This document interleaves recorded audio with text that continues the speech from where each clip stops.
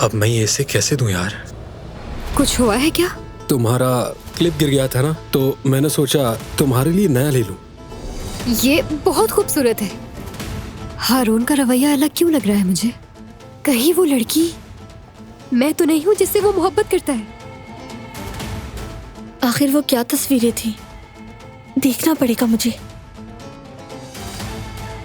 ये क्या कर रही हो तुम? आपको कल सुबह होते ही बुरसा के लिए रवाना होना होगा। देखना ये ट्रिप हमारे लिए बहुत यादगार होगा। तो बारान करावे बुरसा जा रहा है? हाँ, तुम्हारे साथ ट्रिप पे जाना कितना मिस कर रही थी। खुशी है कि तुम साथ हो। हमेशा तुम्हारे साथ ही रहूंगी।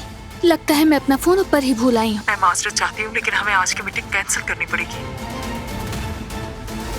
गए क्यों नहीं? कोई गड़बड़ तो नहीं है ना? मुझको साहब की तबीयत खराब थी, मीटिंग कैंसिल हो गई। तुमने मेरी शाख तोड़ दी, मैं तुम्हारा पूरा दरख्त जड़ से उखाड़ दूंगा बारान करावे।